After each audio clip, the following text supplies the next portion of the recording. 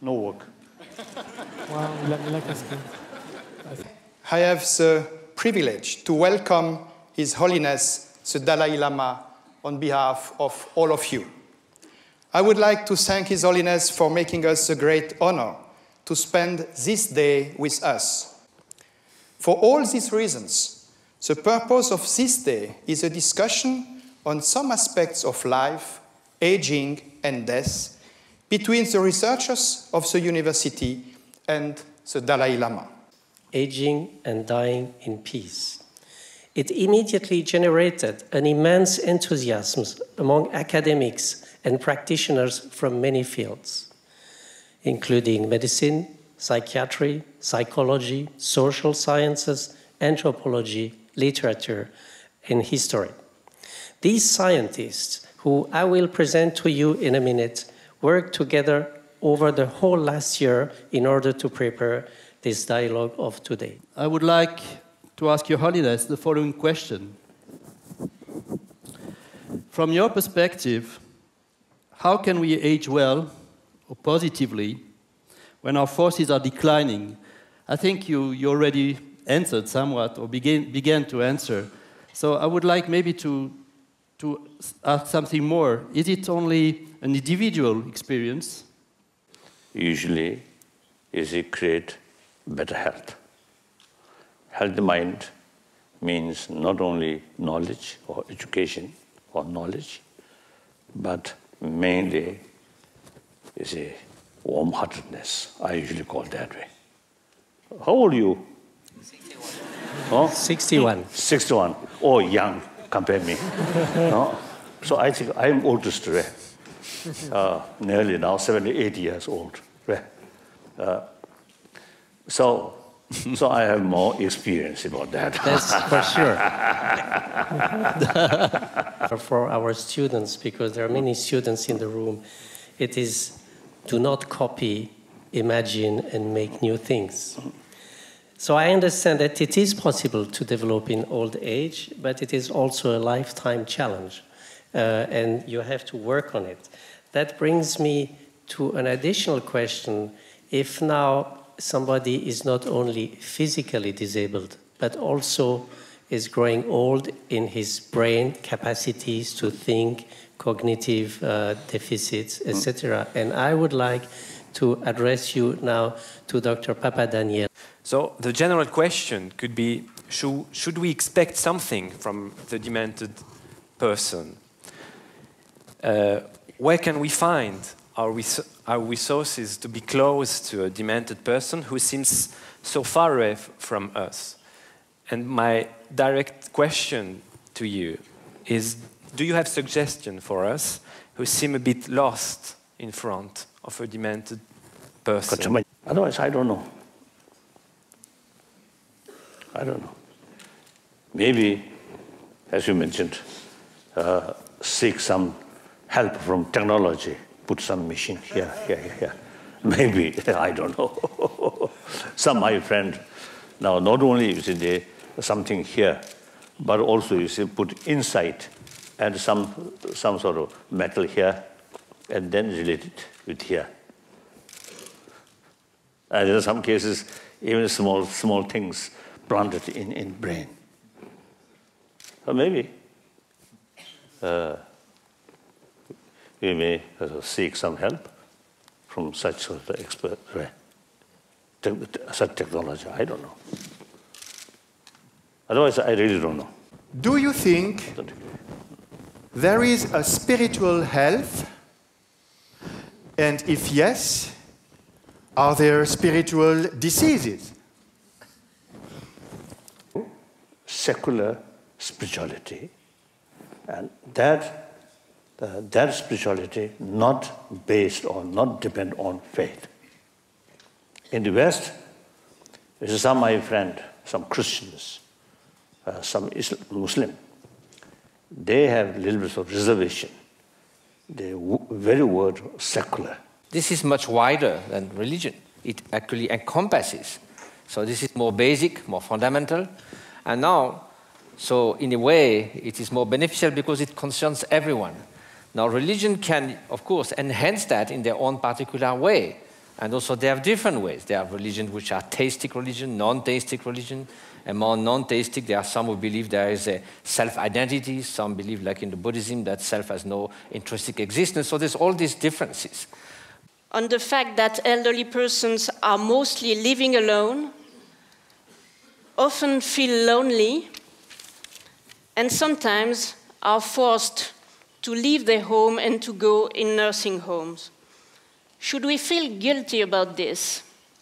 Very existence of this life is the base of problems.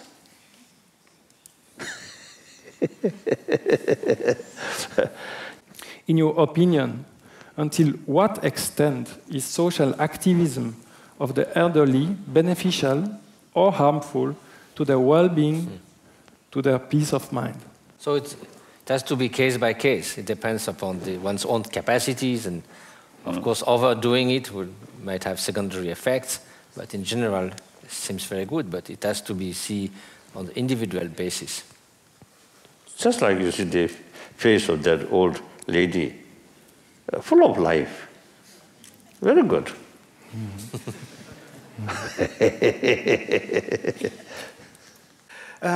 What do you think about the fact that today the majority of people in our societies die at the hospital?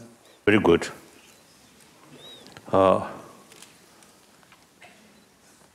Although hospital is not the place to die, but hospital is suppose, I think,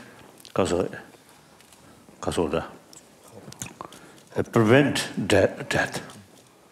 So then, the death take place in hospital means now there's end any sort of possibility. So no regret.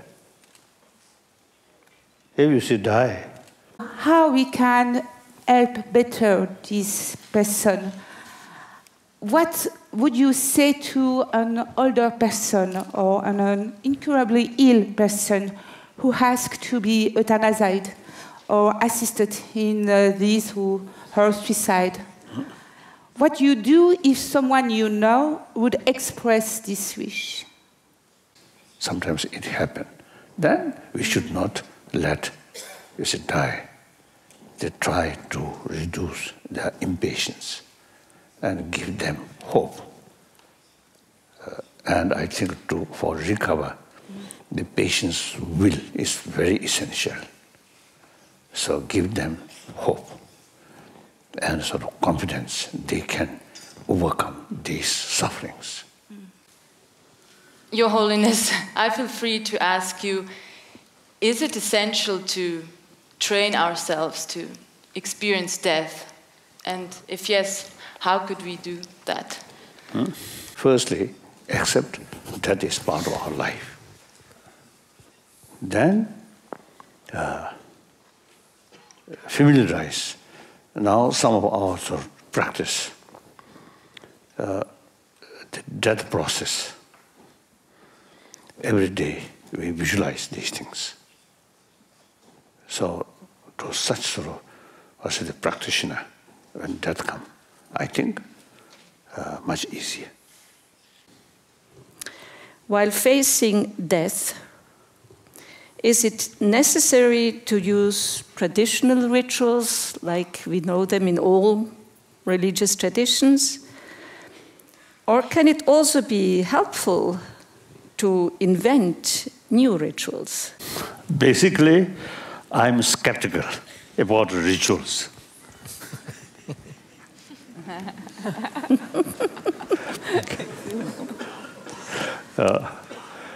Ritual with, I think, deeper understanding and deeper experience, then good.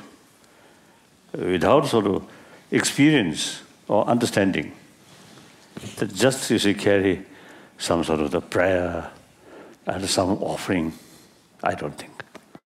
Brain death is followed by the inevitable death of other organs, of tissues and of cells.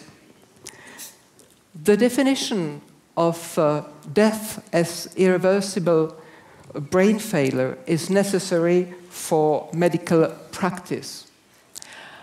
It has also a great impact on society and on ethics. It defines the moment when life-prolonging measures can be stopped. This definition facilitates enormously organ transplantation for non-living donors. On the downside, it could be interpreted or perceived as reducing a person to the function of his brain. And we wanted to ask your comments on on these different definitions of the moment of death. The real death, the subtle mind depart from the body and body become decay. Then that's death. Of course, the goal of the visit of His Holiness the Dalai Lama was to prepare this dialogue, to enjoy this day, and to continue the study of all perspectives on aging. I am convinced that all participants of this meeting will go back home tonight with a new vision on the topics we have discussed today. Jada.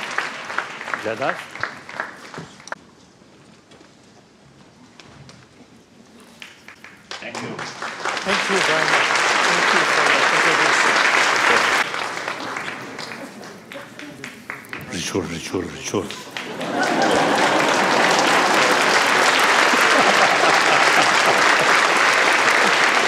So, thank you very much. I really enjoy our meeting, and I also learn new things. Very, very helpful. Thank you. As I expressed this morning, I think this kind, while we are carrying further research in these fields, so this kind of meeting, I think, should be continued from time to time. I'm also ready to participate.